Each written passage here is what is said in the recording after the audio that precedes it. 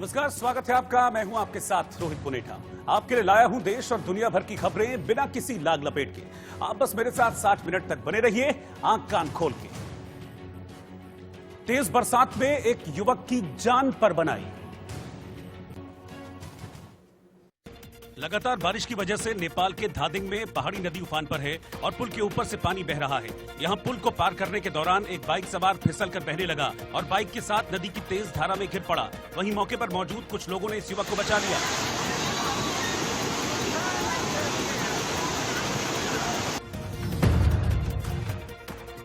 उत्तराखंड में पिथौरागढ़ के बंगापानी तहसील में आपदा पीड़ितों की समस्याएं सुनकर लौट रहे धारचूला के विधायक हरीश धामी चिमिड़िया गाड़ में अचानक आए मलबे के साथ बहने लगे। साथ में चल रहे कार्यकर्ताओं ने उन्हें बचा लिया। नाले में बहने के दौरान बोल्डरों की चपेट में आने से विधायक को चोट भी आई है। बहते बहते हरीश धामी जी बच चुके हैं, आधा बह गए थे। मध्य प्रदेश के इंदौर में बीजेपी के खिलाफ बयानबाजी करने वाले पूर्व मंत्री जीतू पटवारी के खिलाफ बीजेपी युवा मोर्चा ने मोर्चा खोल दिया है। इंदौर में बीजेपी युवा मोर्चा ने जीतू पटवारी की सद्बुद्धि के लिए एक यज्ञ का आयोजन किया।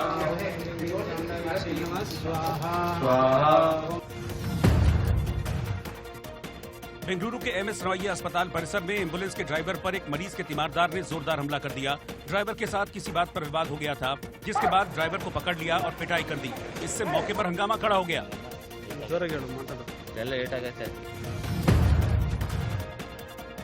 उत्तराखंड में बद्रीनाथ हाईवे चमोली के पास बाजपुर में भूस्खलन हो गया। भारी भूस्खलन से हाईवे पर अफरा तफरी मच गई और मौके पर मौजूद लोगों ने भागकर अपनी जान बचाई।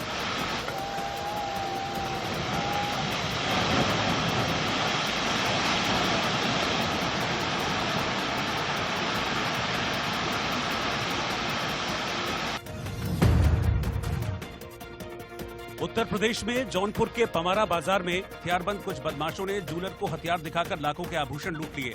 इस दौरान दुकान में कुछ महिला ग्राहक मौजूद थी जो बेहद डर गईं और चीखने चिल्लाने लगी। इस दौरान बदमाशों ने डराने के लिए फायरिंग भी की।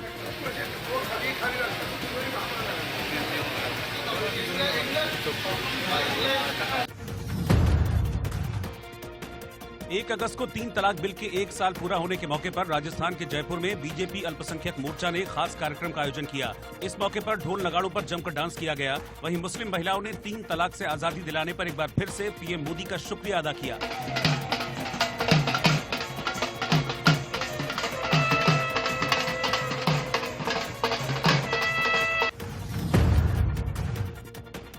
असम में गुवाहाटी के काला पहाड़ कोविड अस्पताल में एक 70 साल के कोविड मरीज ने अपने संगीत से बहादुर कोरोना वॉरियर्स को सलाम किया। इस दौरान दूसरे मरीज और स्वास्थ्यकर्मी उनका हौसला बढ़ाते दिखे।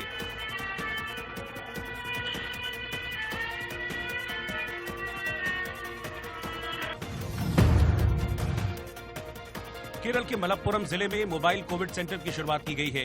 इस सेंटर में एक साथ 2 लोगों का कोरोना टेस्ट किया जा सकता है। इस मोबाइल कोविड सेंटर के शुरू होने से लोग राहत की सांस ले रहे हैं।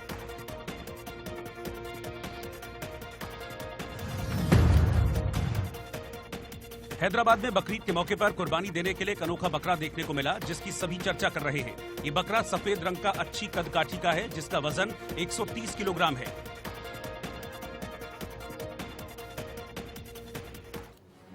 सुशांत सुसाइड केस में पटना पुलिस की जांच तेजी से आगे बढ़ रही है। पूछताछ के बाद जो खुलासे हो रहे हैं वो बेहद चौंकाने वाले हैं। लेकिन इसी बीच रिया चक्रवर्ती का एक ऐसा वीडियो सामने आया है जिसमें वो खुद को डॉन बता रही हैं, साथ ही अपने बॉयफ्रेंड का भी जिक्र कर रही हैं। इस वीडियो के सामने आते ही सोशल मीडिया पर रिया के खिलाफ चर्चा शुरू हो गई। हालांकि ये पुराना वीडियो है और इसे दोस्तों के बीच मस्ती मजाक के मूड में बनाया गया है, लेकिन इसमें रिया चक्रवर्ती जो कुछ भी कह रही है वो चौंकाने वाला है। उनका क्लास थोड़ा अलग है। ये गुंडा लोग ये सब गुंडागर्दी करते, अब लोग गुंडा लोग से गुंडागर्दी कराते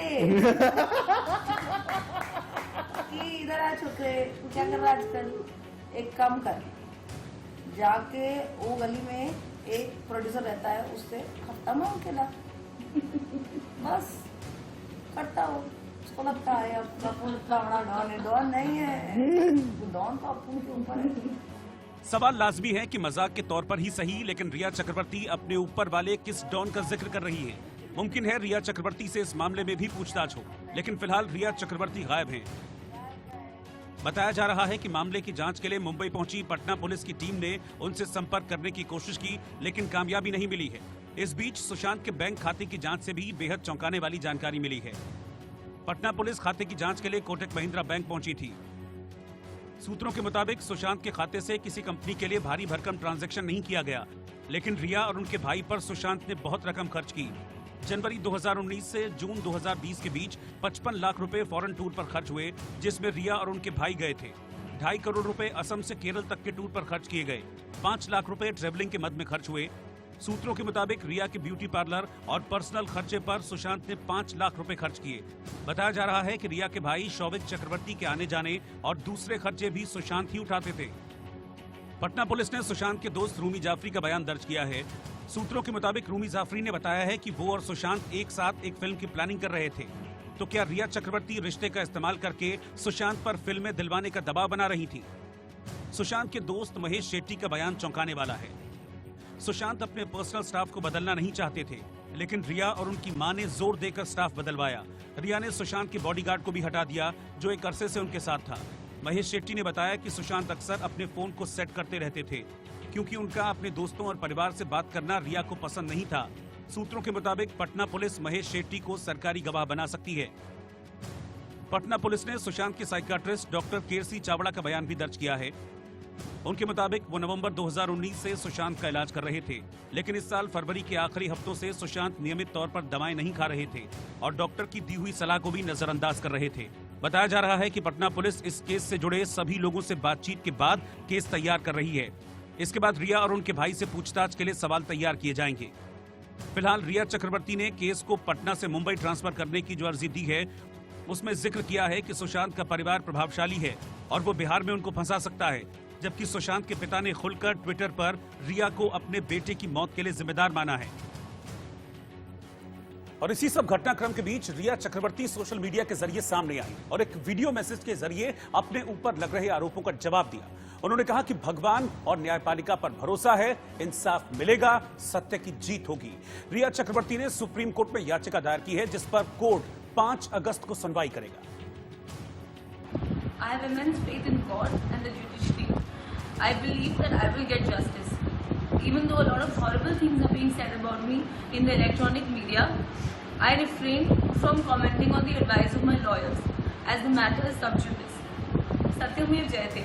The truth shall prevail. Mumbai में बिहार पुलिस की जांच तेजी से आगे बढ़ रही है, लेकिन उसी रफ्तार में विवाद भी खड़े हो रहे हैं। चर्चा है कि मुंबई पहुंची पटना पुलिस की टीम को मुंबई पुलिस सहयोग नहीं कर रही है, उल्टे पटना पुलिस पर प्रोटोकॉल फॉलो नहीं करने का आरोप लगा है। इस बीच बिहार में पुलिस के आला अधिकारियों ने अहम बैठक की है।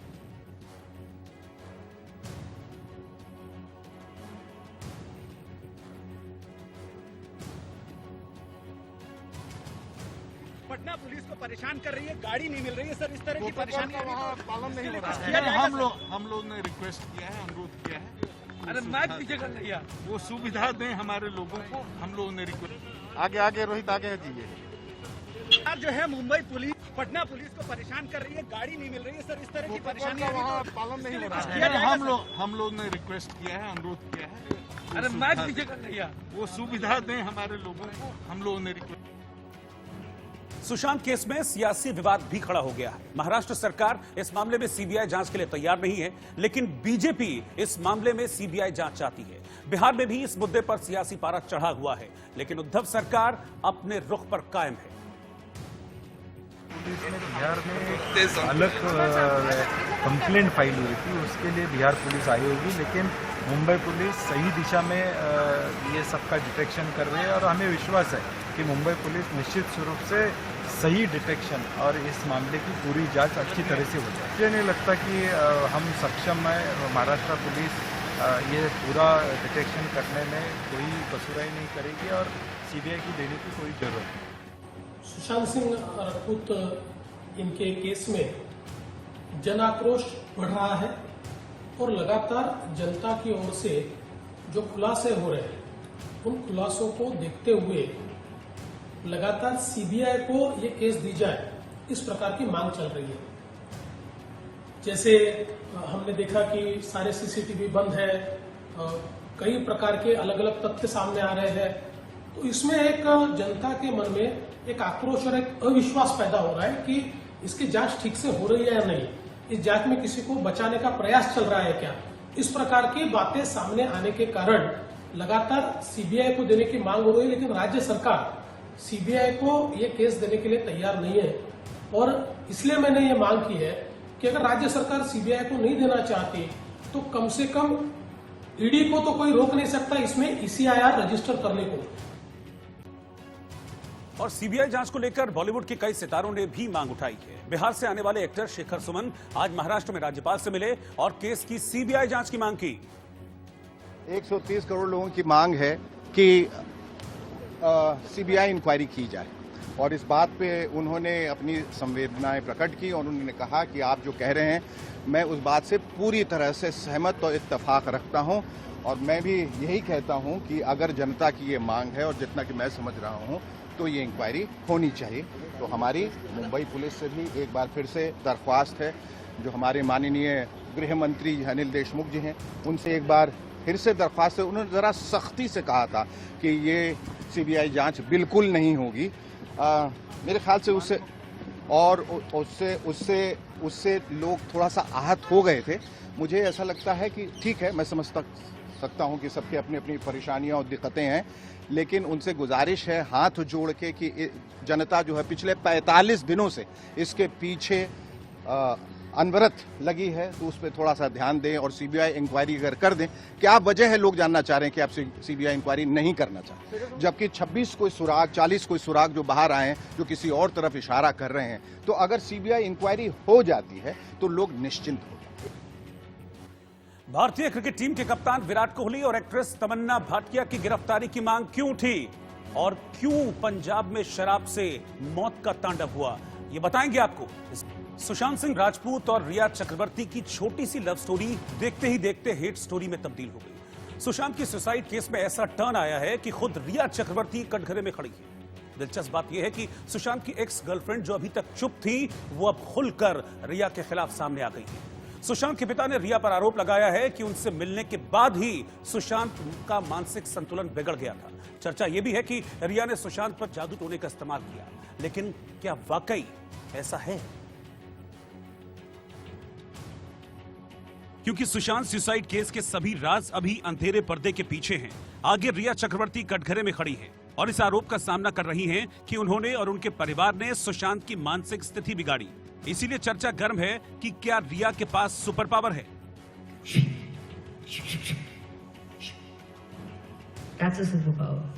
सुशांत के पिता ने अपनी एफआईआर में कहा है कि रिया और उनके परिवार से मिलने से पहले सुशांत बिल्कुल ठीक थे। तो क्या रिया और उनके परिवार ने सुशांत पर जादू टोने का इस्तेमाल किया? So when I was 7, my younger brother was 3, and I told him that I had superpowers. इन सभी बातों का कोई सबूत नहीं है और न ही कोई आधार है। बेशक पुलिस की जांच के दौरान पुलिस के हाथ अहम सबूत लग सकते हैं, लेकिन फिलहाल रिया चक्रवर्ती की हर बात का जवाब देने के लिए अंकिता लोखंडे हैं। अंकिता लोखंडे सुशांत की एक्स गर्लफ्रेंड हैं और एक जमाने में खुलकर सुशांत को अपना पति बता चुकी हैं। सुशांत से इनका रिश्ता रिया चक्रवर्ती की वजह से ही टूटा। अब सुशांत की मौत के बाद सामने आकर अपनी सच्चाई बताई है, सच्चाई जो सुशांत से जुड़ी है। आपको तस्वीरें इस वक्त दिखा रहे हैं, ये वही अंकिता लोखंडे का घर। अंकिता लोखंडे के बारे में आप सभी जानते हैं कि यह एक समय में एक ऐसी दोनों में दोस्ताना था, एक अच्छी एक प्रेम कहानी थी कि दोनों शादी करने वाले थे, यानी अंकिता लोखंडे और सुशांत सिंह राजपूत दोनों शादी करने वाले थे। कई साल तक उनके आपस में रिलेशन रहे और उसके बाद उनका रिश्ता हालांकि टूट गया, बात आगे नहीं बनी और उस बीच रिया चक्रवर्ती ने सुशांत की जिंदगी में आ गई। तो यह जहाँ पे आप देख रहे हैं कि इंटरफेस हाइट नाम की बिल्डिंग है, मुंबई के मलाड इलाके में इनका घर है और इसी में अंकिता लोखंडे रहा करती हैं। और अंकिता लोखंडे से पुलिस ने यानी बिहार पुलिस ने काफी घंटे तक पूछताछ किया। पूछताछ के बाद अंकिता लोखंडे ने बिहार पुलिस को काफी चौंकाने वाले बयान दिए हैं, जिसमें साफ उन्होंने कहा है कि जब मणिकर्णिका फिल्म जब रिलीज हो रही थी उस वक्त सुशांत का उन्हें मैसेज आया था, फोन आया था, बातचीत हुई थी और उस दौरान सुशांत ने कहा था कि वह रिया से खुश नहीं है। कई सारे ऐसे जिक्र किए, कई सारे ऐसे व्हाट्सएप मैसेज बताए ताकि यह कहीं कहीं बताने का प्रयास किया है उन्होंने बिहार पुलिस को कि सुशांत रिया से खुश नहीं थे। रिया चक्रवर्ती ने अपने बयान में कहा है कि सुशांत मानसिक तौर पर ठीक नहीं थे और डिप्रेशन में थे, लेकिन अंकिता लोखंडे ने इंटरव्यू देते हुए साफ कहा कि सुशांत एक खुश रहने वाले इंसान और हीरो थे। वो किसी बात को लेकर अपसेट हो सकता है, लेकिन डिप्रेशन में नहीं जा सकता। अंकिता ने कहा कि उन्होंने सुशांत जैसा लड़का नहीं देखा। वो डायरी लिखता था कि उसके 5 साल के क्या प्लान हैं। ठीक 5 साल बाद उसने वो सब प्लान पूरे किए। वो हैप्पी गो लकी पर्सन था। वो ऐसा इंसान नहीं था जो परेशानी आने पर सुसाइड कर ले। अंकिता लोखंडे और सुशांत का रिश्ता उन दिनों शुरू हुआ जब दोनों टीवी सीरियल में काम करते थे। बाद में सुशांत फिल्मों में चले आए। जब उनकी जान पहचान रिया चक्रवर्ती से हुई तो माना जाता है कि ये बात अंकिता को नागवार गुजरी। रिश्ता टूटने के बाद भी सुशांत अंकिता के संपर्क में रहे। अंकिता ने सुशांत की मौत पर चुप्पी तोड़ते हुए कहा है कि लोग अपनी अपनी कहानी बना रहे हैं कि वो ऐसा था या वैसा था। किसी को पता भी है कि सुशांत क्या था। वो एक बच्चा था जो खाना देखकर खुश हो जाता था, जो रसगुल्ला देखकर खुश हो जाता था। खेल के मैदान पर अपना जलवा दिखाने वाले भारतीय क्रिकेट टीम के कप्तान विराट कोहली और बाहुबली फिल्म में काम करने वाली बॉलीवुड अभिनेत्री तमन्ना भाटिया की गिरफ्तारी की मांग हो रही है। विराट कोहली और तमन्ना भाटिया को गिरफ्तार करने के लिए मद्रास हाई कोर्ट में एक याचिका दायर की गई है। दोनों पर ऑनलाइन गैम्बलिंग यानी ऑनलाइन जुआ को बढ़ावा देने के आरोप लगाए गए हैं और उन्हें गिरफ्तार करने की मांग की गई है। चेन्नई में एक वकील की ओर से दायर याचिका में हाईकोर्ट से ऑनलाइन जुआ खेलने पर प्रतिबंध लगाने के लिए निर्देश देने की मांग की गई है। याचिका में कहा गया है कि युवा ऑनलाइन जुआ खेलने के आदी हो रहे हैं। याचिका के मुताबिक ऑनलाइन जुआ कंपनियां विराट कोहली और तमन्ना भाटिया जैसे सितारों का इस्तेमाल कर युवाओं का ब्रेन वॉश कर रही है। ऐसे में इन दोनों सितारों के खिलाफ कार्रवाई होनी चाहिए और इसके लिए उन्हें गिरफ्तार किया जाना चाहिए। याचिका में एक ऐसे नौजवान के मामले का भी जिक्र किया गया है जिसने ऑनलाइन गैम्बलिंग में पैसे हारने की वजह से आत्महत्या कर ली थी। इन दिनों कई कंपनियां ऑनलाइन गेम्स का कारोबार कर रही हैं। ऐसे ही ऑनलाइन गेम्स का विराट कोहली और तमन्ना भाटिया भी प्रमोशन करते हैं। अफगानिस्तान में हुए एक धमाके में 17 लोगों की मौत हो गई।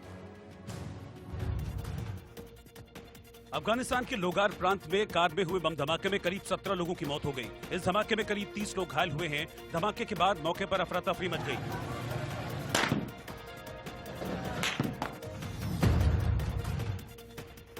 म्यांमार सीमा के करीब मणिपुर के चंदेल इलाके में उग्रवादियों के हमले में असम राइफल्स के 3 जवान शहीद हो गए और 5 जवान गंभीर रूप से घायल हो गए। उग्रवादियों ने इस हमले को आईईडी ब्लास्ट से अंजाम दिया।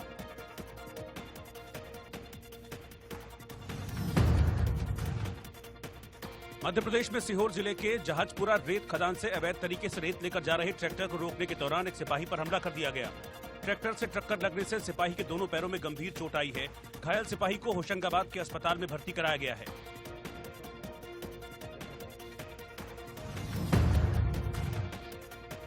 मध्य प्रदेश की राजधानी भोपाल में कोरोना संक्रमण के लगातार बढ़ते केस की वजह से यहां 4 अगस्त तक पूर्ण लॉकडाउन लागू किया गया है। इस वजह से यहां की सड़कों, मुख्य बाजारों और कॉलोनियों में सन्नाटा पसरा हुआ है।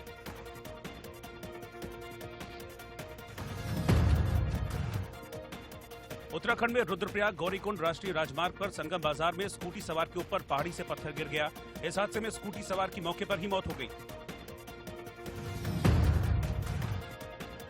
अयोध्या में केंद्रीय मंत्री प्रहलाद सिंह पटेल ने मणिराम दास छावनी में पूजा पाठ किया, संतों का आशीर्वाद लिया। इस दौरान भजन कीर्तन भी हुआ।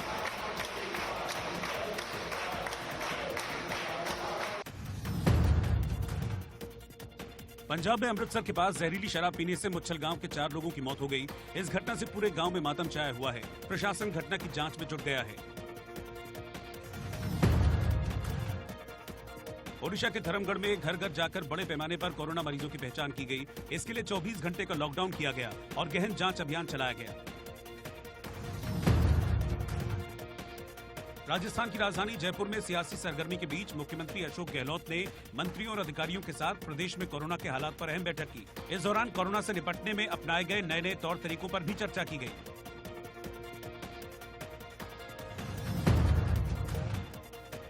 हैदराबाद में एक एनजीओ की तरफ से कोरोना मरीजों की मदद के लिए एक साथ 14 एम्बुलेंस की शुरुआत की गई। इन एम्बुलेंस के आ जाने से कोविड मरीजों को बड़ी मदद मिलेगी।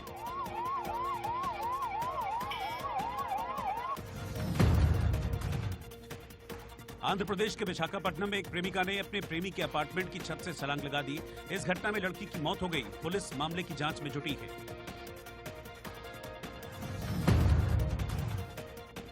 छत्तीसगढ़ के सुकमा में एक लड़की के साथ रेप के आरोपी सीआरपीएफ के एक जवान को पुलिस ने गिरफ्तार कर लिया।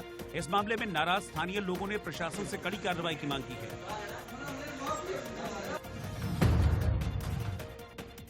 दिल्ली में Sardar Patel Covid care centre में कोरोना मरीजों से ध्यान और योग करवाया गया। योग और ध्यान से मरीजों के इलाज में डॉक्टरों को बड़ी मदद मिल रही है।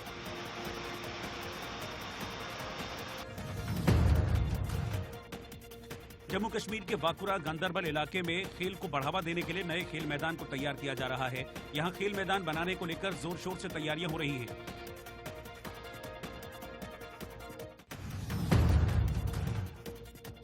कारोबारी सप्ताह के अंतिम दिन शुक्रवार को शेयर बाजार गिरावट के साथ बंद हुआ। सेंसेक्स 129 अंक लुढ़ककर 37,606 पर बंद हुआ। वहीं निफ्टी 28 अंक गिरकर 11,073 पर बंद हुआ। और इस वक्त की हेडलाइंस के साथ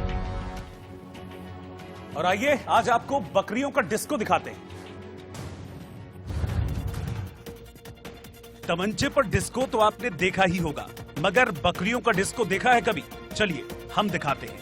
अब आप सोच में पड़ गए होंगे कि भला बकरियां कैसे डिस्को कर सकती हैं, तो ज्यादा बात करने से अच्छा है कि ये वीडियो देख लीजिए। दरअसल होता यह है कि दो बकरी चराने वाले अपनी बकरियों को लेकर जा रहे हैं। इसी वीडियो को किसी ने एडिट कर दिया है, लेकिन फिर भी बकरियों के डांस मूव्स तो गजब हैं। ऊपर से इस गाने ने इस वीडियो में 4 चांद लगा।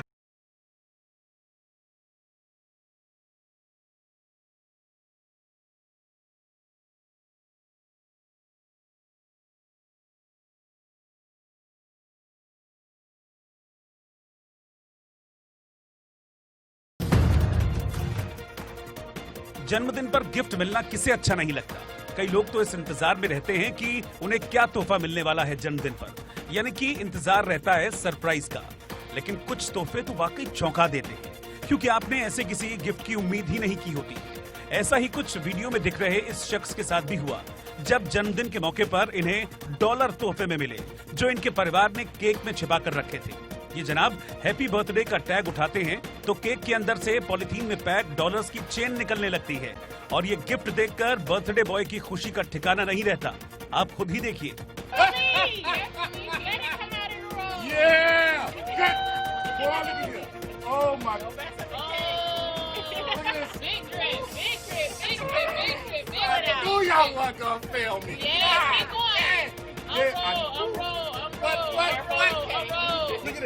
I knew y'all wasn't gonna fail.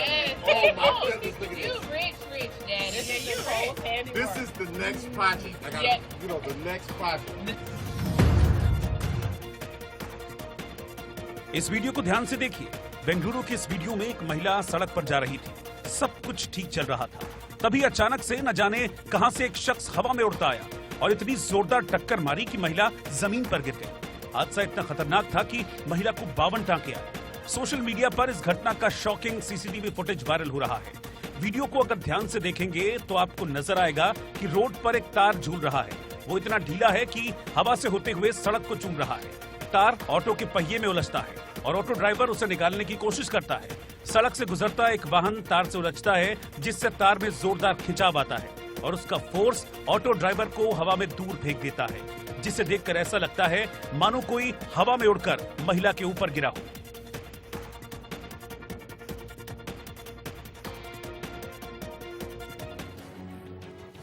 Andhra Pradesh के कुर्नूल में दो पक्षों के बीच जमकर मारपीट हो गई और इस मारपीट में कई लोग घायल हो गए। जमीन के विवाद में कुर्नूल जिले में एक गांव में दो गुटों के लोग आमने सामने आए। थोड़ी देर के लिए बहस हुई, लेकिन कोई भी पीछे हटने को तैयार नहीं हुआ और देखते ही देखते लोग आपस में भिड़ गए। यहाँ जो लोग सामने थे वो टीडीपी और वाईएसआर सीपी दल से ताल्लुक रखते हैं। सभी लोग लाठी डंडे और हथियार से लैस थे और जमकर, आप देखिए तस्वीरों में कैसे इन्होंने एक दूसरे पर हमला किया। यहाँ हो रही लड़ाई किसी फिल्मी लड़ाई से कम नहीं थी। सभी एक दूसरे के खून के प्यासे बने हुए थे और घायल होकर गिर रहे थे, लेकिन फिर भी लड़ना नहीं छोड़ रहे थे। इस लड़ाई में कई लोग घायल हुए हैं और इन्हें अस्पताल में भर्ती कराया गया है। आंध्र प्रदेश की कुर्नूल का वीडियो देखिए, कैसे हाथों में बड़े बड़े लाठी डंडे लेकर एक दूसरे पर टूट पड़े हैं और एक दूसरे पर जमकर लाठें इन्होंने बरसाई हैं, जिसमें कई लोग घायल हुए हैं। ये दोनों ही पॉलिटिकल पार्टी से ताल्लुक रखने वाले पक्ष हैं, जिनमें रंजिश के चलते ये लाठी डंडे चले और खूनी संघर्ष हुआ।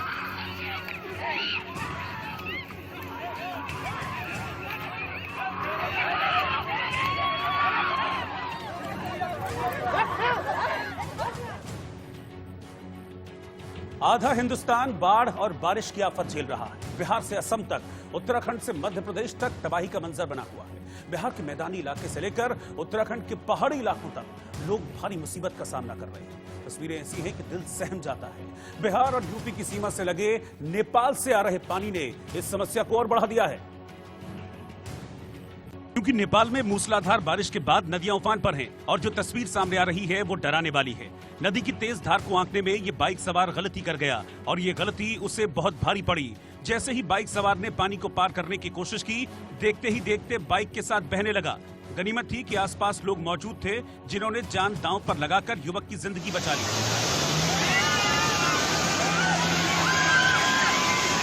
डराने वाली दूसरी तस्वीर उत्तराखंड में नजर आई। पिथौरागढ़ के धारचूला में नेताजी लोगों का हाल देखने गए थे, लेकिन कांग्रेस विधायक हरीश धामी की अपनी जान मुसीबत में फंस गई।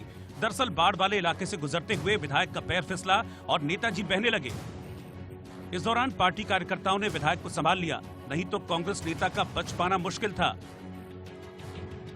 बिहार में बाढ़ से लोग बेहाल हैं। बिहार के करीब 10 जिलों में बाढ़ से हाहाकार मचा हुआ है। खगड़िया में बाढ़ में बहने से गुरुवार को 4 लोगों की मौत हो गई है। बिहार में बाढ़ आपदा से निपटने में एनडीआरएफ की टीम लगातार राहत और बचाव कार्य में जुटी है, लेकिन हर जगह राहत नहीं पहुंच पा रही है। लोगों को रास्ता तय करने के लिए खुद नाव बनाकर एक किनारे से दूसरे किनारे पर जाना पड़ रहा है, और तभी पानी में अगर सांप नजर आ जाए तो सोचिए कि क्या हालत होगी। यानी एक तरफ बाढ़ का खतरा, दूसरी तरफ सांप का खतरा। इंसान करे भी तो क्या करे, जाए भी तो कहां जाए। बाढ़ और पानी की आफत बिहार के लाखों लोगों के सामने है। सरकार और प्रशासन अपनी ओर से कोशिश में जुटे हैं, लेकिन उम्मीद बस भगवान से है, जल्दी ये बारिश रुके तो पानी और बाढ़ से कुछ राहत मिले।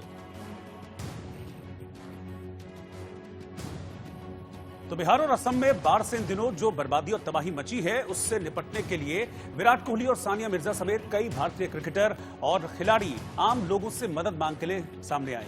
आप भी सुनिए आपके फेवरेट सितारे किस तरह से मदद मांग रहे हैं। असम और बिहार के लोग फ्लड्स के कारण काफी मुसीबतों का सामना कर रहे हैं। People there are facing a lot of difficulties Due to destruction caused by the floods. It is now time to come together and help our fellow countrymen in their hour of need. मैं अपना signed match Jersey auction कर रहा हूँ। मैं अपनी match ball जिससे मैंने hat trick लिया था, मैं अपनी मैच बॉल जिसमें मैंने साउथ अफ्रीका सामने 5 विकेट खोल लिया था, My 100 T20 jersey. My signed Indian Test jersey. I have decided to auction the tennis racket that I won the 2016 Australian Open women's doubles with. my bat with which I scored the fastest 50 in the IPL. a pair of cricket pads signed by me and used while playing for India. Corona संकट के बीच अयोध्या में राम मंदिर निर्माण के लिए भूमि पूजन की तैयारियां इस वक्त जोरों पर हैं। 5 अगस्त को होने वाले कार्यक्रम में प्रधानमंत्री मोदी भी शामिल होंगे। इस बीच यूपी के मुख्यमंत्री योगी आदित्यनाथ ने भूमि पूजन को लेकर लोगों से एक खास अपील की है। कोरोना संकट को देखते हुए सीएम योगी ने कहा है कि भूमि पूजन के कार्यक्रम के लिए लोग अयोध्या में भीड़ न करें। मुख्यमंत्री योगी ने लोगों से घरों में रहते हुए टीवी पर भूमि पूजन समारोह को देखने की अपील की है। उन्होंने एक लेख के जरिए की गई इस अपील में कहा है कि राम भक्त कोरोना से जुड़े दिशा निर्देशों का पालन करें। साथ ही उन्होंने ये भी अपील की है कि 4 और 5 अगस्त को लोग अपने घरों में और आसपास के मंदिरों में दीप जलाकर इस शुभ घड़ी का उत्सव मनाएं और घरों में अखंड रामायण का पाठ करें। सीएम योगी ने कहा कि कार्यक्रम में देश के करोड़ों राम भक्तों का प्रतिनिधित्व प्रधानमंत्री मोदी करेंगे और उनके प्रयासों की वजह से ही सदियों बाद ये अवसर आया है। पंजाब में उत्तर प्रदेश के संभल में एक व्यापारी की गोली मारकर हत्या कर दी गई। उत्तर प्रदेश में चंबल जिले की चंदौसी तहसील में बाइक सवार बदमाशों ने एक व्यापारी की गोली मारकर हत्या कर दी। बदमाशों ने व्यापारी के बेटे को भी घायल कर दिया, जिसे गंभीर हालत में अस्पताल में भर्ती कराया गया है। व्यापारी की हत्या के बाद सैकड़ों लोगों ने रोड जाम कर सरकार और पुलिस के खिलाफ नारेबाजी की।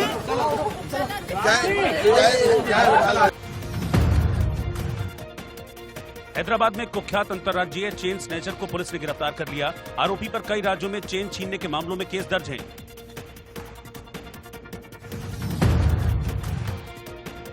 अयोध्या में 5 अगस्त को राम मंदिर के भूमि पूजन और पीएम के आने को लेकर जोर शोर से तैयारियां की जा रही हैं। इस दौरान शहर की गलियों और दीवारों को चमकाने का काम किया जा रहा है। साथ ही हर जगह पर हथियारबंद सुरक्षा बलों की तैनाती की गई है।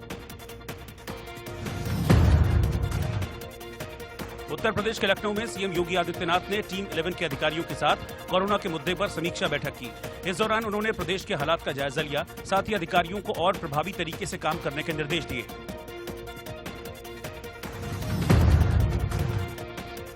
उत्तर प्रदेश के मुरादाबाद में 2 बदमाशों ने तमंचा दिखाकर बस कंडक्टर से 2000 रुपए लूटे और फरार हो गए। पुलिस केस दर्ज कर जांच में जुटी है।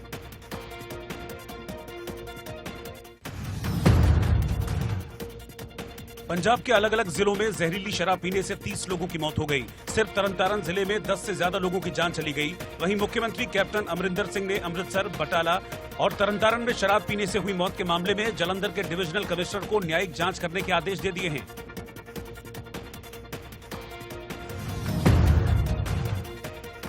राजस्थान में सीएम अशोक गहलोत गुट के 55 विधायकों को जयपुर से फ्लाइट से जैसलमेर भेज दिया गया। इसके बाद सभी विधायक जैसलमेर के सूर्यगढ़ पहुंचे।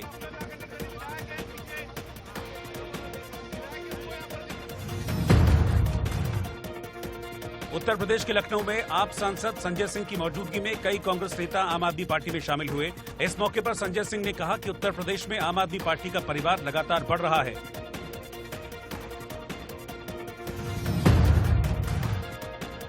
उत्तर प्रदेश के बहराइच में घाघरा नदी में आई बाढ़ और गिरिजा बैराज से छोड़े गए पानी की वजह से 45 से ज्यादा गांव में पानी घुस गया। लोगों को एक जगह से दूसरी जगह जाने के लिए नाव का सहारा लेना पड़ रहा है।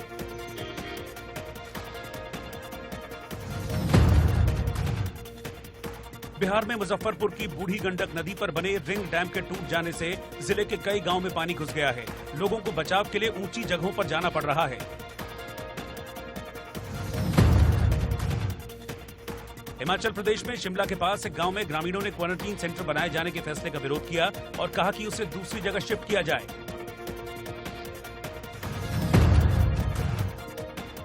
उत्तर प्रदेश के चंदौली में लगभग 1 करोड़ की करेंसी बरामद की गई, जिसमें 41,84,000 के विदेशी नोट शामिल हैं। गिरफ्तार युवक गोरखपुर से डीडीयू जंक्शन होते हुए हावड़ा जा रहा था।